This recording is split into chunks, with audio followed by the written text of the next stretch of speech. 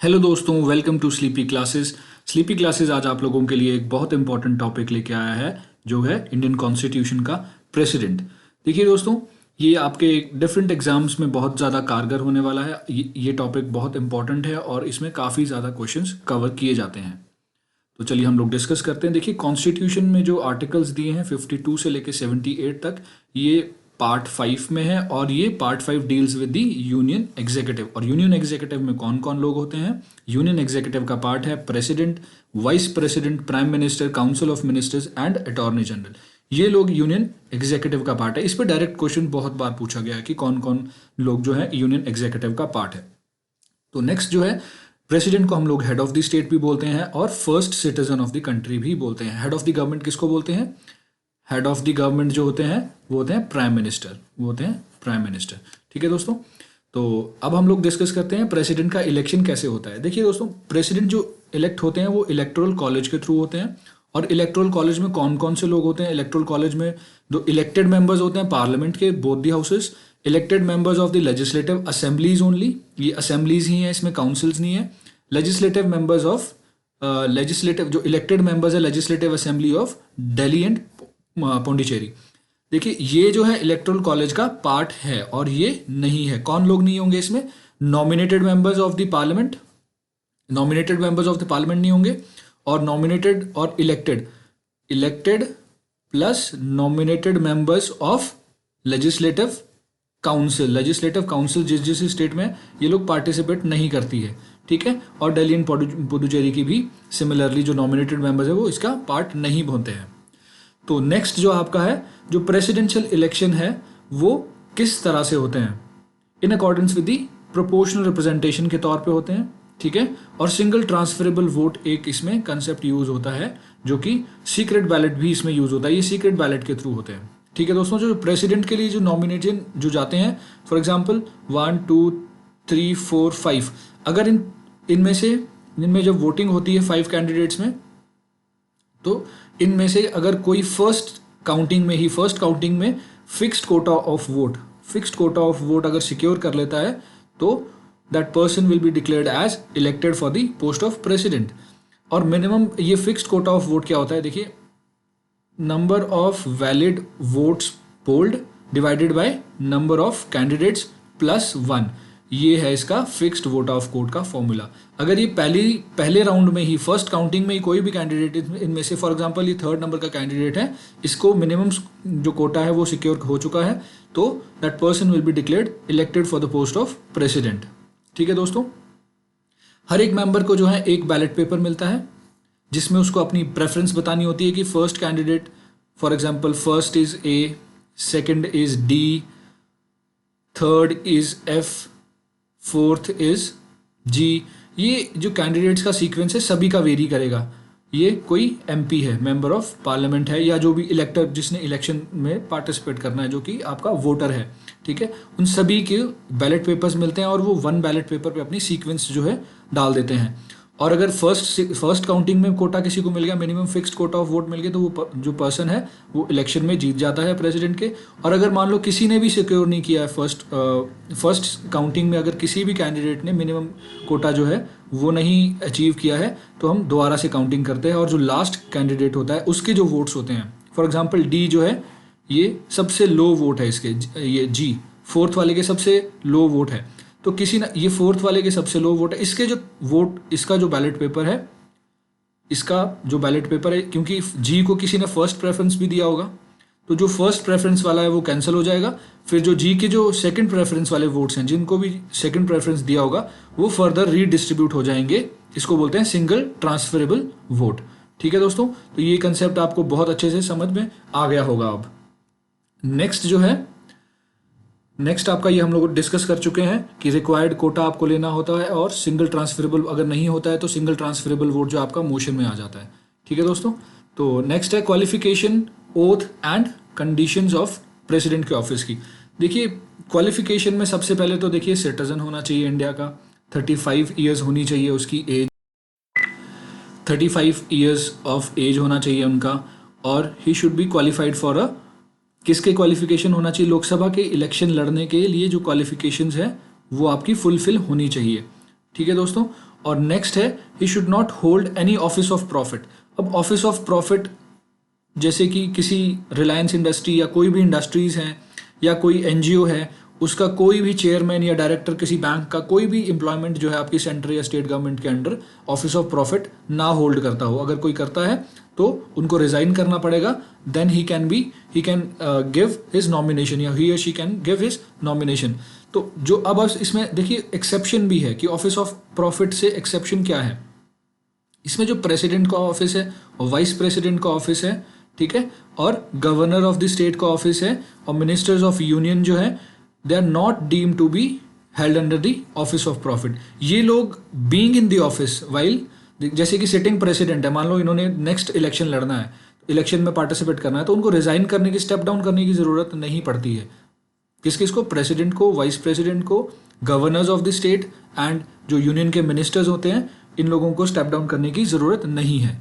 ठीक है दोस्तों, नेक्स्ट देखते हैं हम लोग।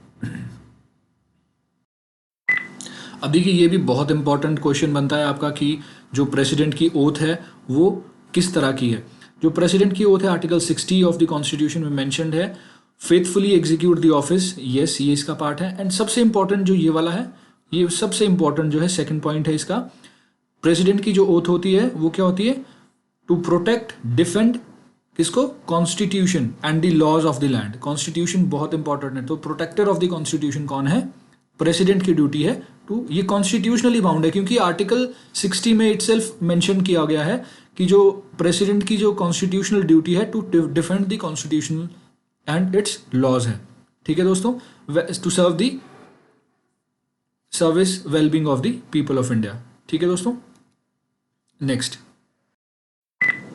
देखिए, अगर कोई मेंबर ऑफ पार्लियामेंट है वो इलेक्शन में जीत जाते हैं प्रेसिडेंट के, तो वो उनको अपनी सीट जो है वेकेंट करनी पड़ेगी और कोई ऑफिस ऑफ प्रॉफिट भी नहीं होना चाहिए। ठीक है दोस्तों, और उनकी जो एंटाइटलमेंट्स है, रेजिडेंट्स है, free of cost Rashtrapati Bhavan मिलता है उनको, और इन्वॉल्वमेंट्स जो सारी उनकी जो सैलरीज, अलाउंसेस, पेंशन्स वगैरह जो है वो कौन डिसाइड करता है? पार्लियामेंट डिसाइड करता है। ठीक है दोस्तों, और नेक्स्ट देखते हैं हम लोग। अब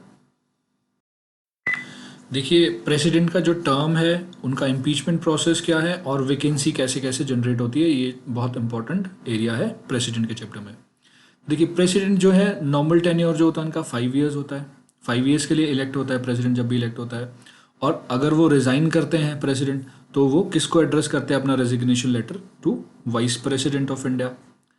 एंड अगर इफ़ इन केस प्रेसिडेंट जो है, जो री इलेक्शन हुआ है, प्रेसिडेंट का नॉर्मल टेन्योर 5 ईयर्स कंप्लीट हो चुका है और अभी न्यू प्रेसिडेंट इलेक्शन ना किसी कारणवश नहीं हो पाया है due to certain unforeseen situation, तो जो आपका इनकम्बेंट है, जो आपके ऑफिस में बैठे हैं ऑलरेडी, जो प्रेसिडेंट हैं ऑफिस में, वो कंटिन्यू करेंगे, नॉर्मल 5 ईयर प्लस पीरियड चला जाएगा उनका।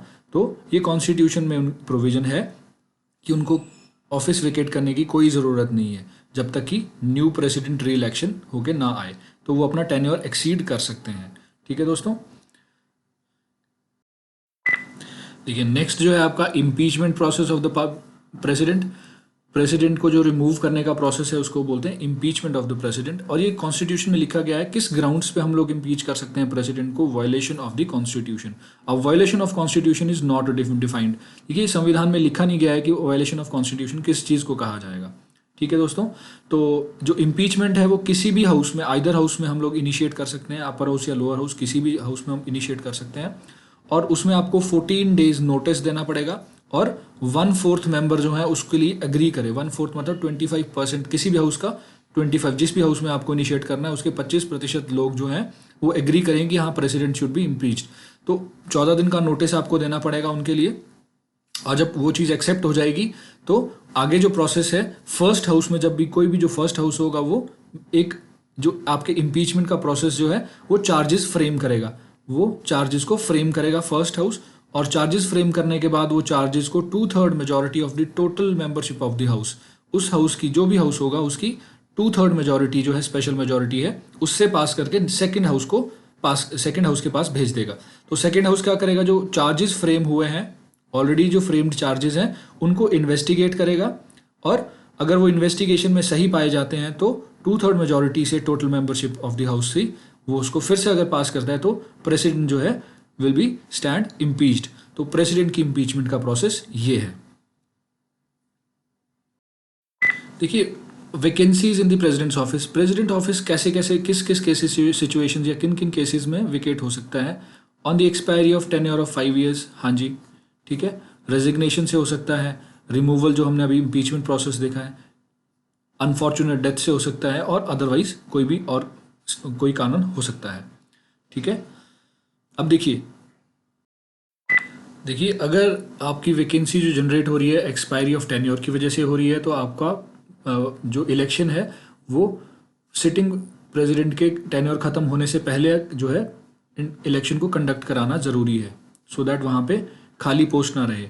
अगर ना हो, किसी कारणवश ना हो पाए, तो आउटगोइंग प्रेसिडेंट जो होते हैं वो अपना 5 ईयर टेन्योर जो है उसको कंटिन्यू कर सकते हैं नेक्स्ट कुछ टाइम के लिए, जब तक आपका इलेक्शन कंप्लीट नहीं होता है।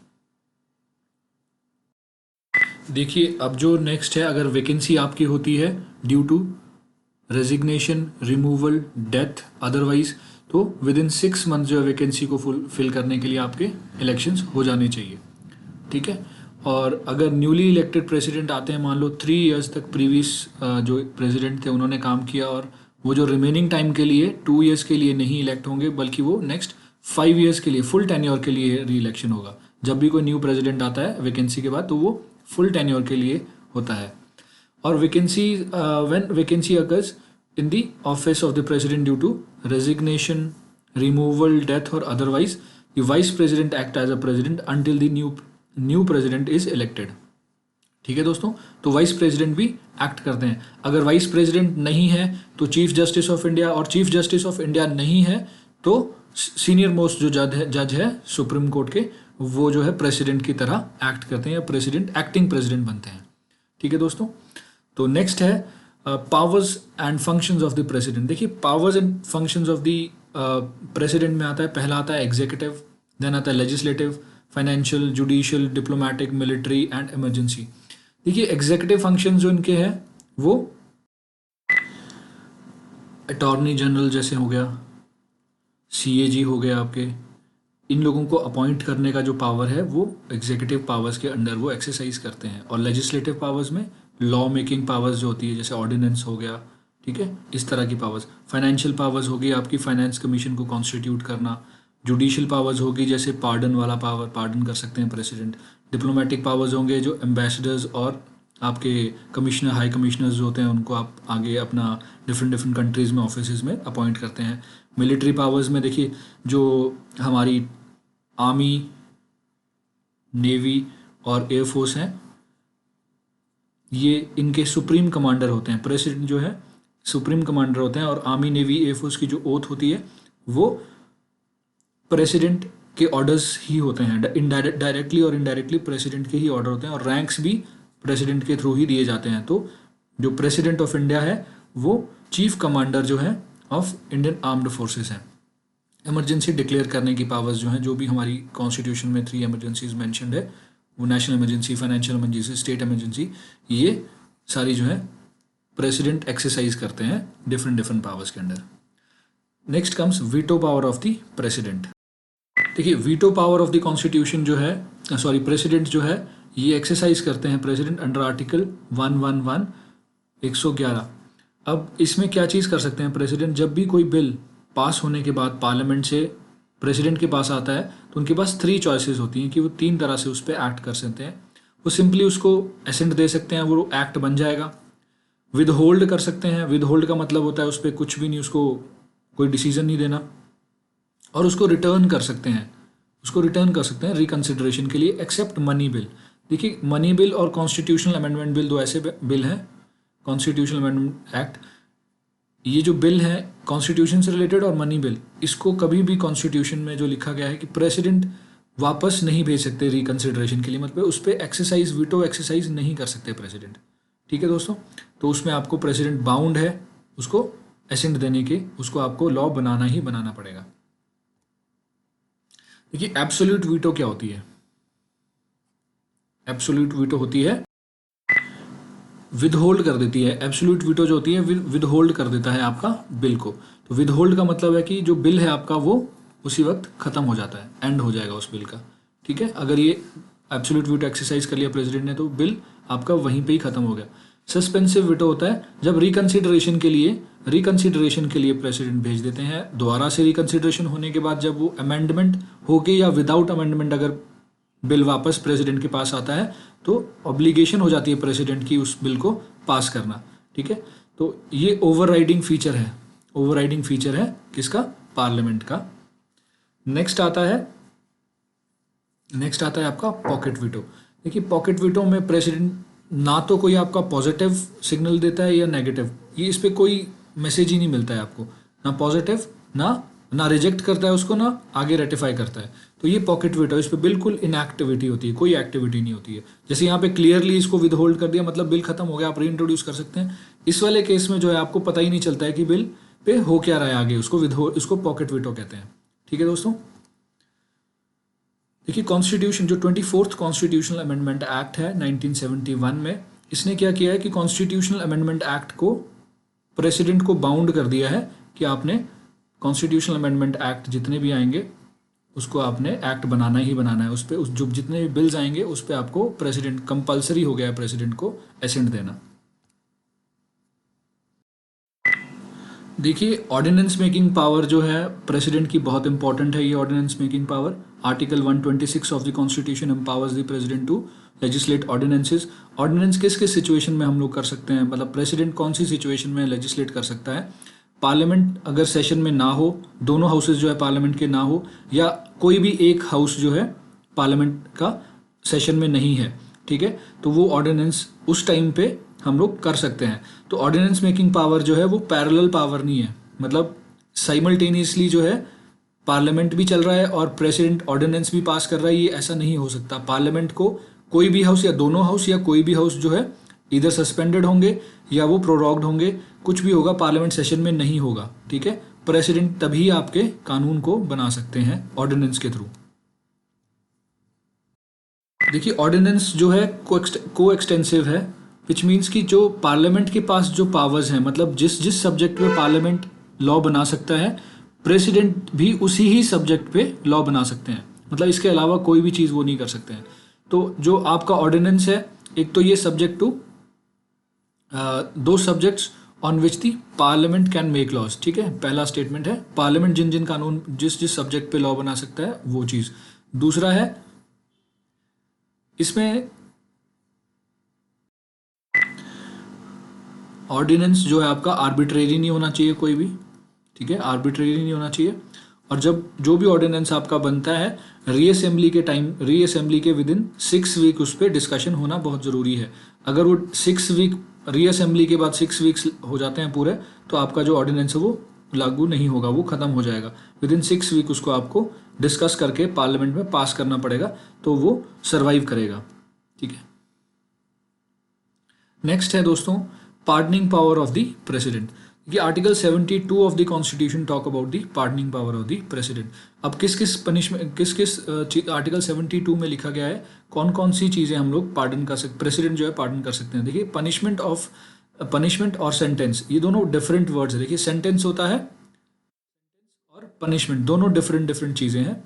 ये आप जो हमारा यूनियन का जो कानून है, जो सेंट्रल लॉज हैं, उस पर कोई भी व्यक्ति को, किसी भी पर्सन को पनिशमेंट मिली हो या सेंटेंस हो, उसको प्रेसिडेंट जो है ख़त्म कर सकते हैं, पार्डन कर सकते हैं। पनिशमेंट जो है मिलिट्री कोर्ट्स के थ्रू जो मिलती है, जो हमारे ट्रिब्यूनल्स होते हैं मिलिट्री ट्रिब्यूनल्स, उनको भी सस्पेंड कर सकते हैं प्रेसिडेंट, ठीक है, और पार्डन कर सकते हैं। और सेंटेंस ऑफ डेथ, देखिए डेथ का केस अलग है बिल्कुल, डेथ आपको हाई कोर्ट ने भी दी हो तो प्रेसिडेंट के पास डायरेक्टली जा सकते हैं। ठीक है, देखिए पहला है पार्डन। पार्डन का मतलब होता है कि आपको कंप्लीटली उसके जो कन्विक्शन से भी बरी कर देना, और उसके बिल्कुल आपको कोई भी प्रॉब्लम नहीं होगा इसमें। ठीक है, बिल्कुल पनिशमेंट से भी मिल जाएंगे, पनिशमेंट से भी और सेंटेंस से भी आपको बरी हो जाते हैं। और कम्यूटेशन होता है लाइटर फॉर्म, जैसे सेंटेंस जो आपकी डेथ सेंटेंस है उसको आपको कन्वर्ट करके, कम्यूट करके लाइफ इम्प्रिजनमेंट में कर दिया जाता है, तो उसको कम्यूटेशन बोलते हैं। रिमिशन देखिए, रिमिशन होता है आपका सेंटेंस का जो पीरियड है वो कम कर देना विदाउट चेंजिंग द कैरेक्टर, उसका नेचर चेंज नहीं कर सकते हैं। ठीक है, उसका पीरियड, जैसे पनिशमेंट, जो हार्श पनिशमेंट्स होती हैं आपकी। नेक्स्ट देखते हैं हम लोग, रिस्पाइट। रिस्पाइट होता है लेसर सेंटेंस में कन्वर्ट कर देना because of certain physical elements या फिजिकल डिसेबिलिटी किसी को है तो वो लेसर सेंटेंस में कर लेते हैं, उसको रिस्पाइट बोलते हैं। और रिप्राइव होता है कि आपकी जो एग्जीक्यूशन है, किसकी एग्जीक्यूशन ऑफ द सेंटेंस जो है वो डिले कर देना। स्पेशली ये केस किस में होता है, डेथ सेंटेंस के केस में प्रेसिडेंट से आप ले सकते हैं पार्डन। थैंक यू दोस्तों, अगर आपको हमारे ये लेक्चर्स पसंद आ रहे हैं तो प्लीज़ सब्सक्राइब कीजिए और लाइक कीजिए। Thank you.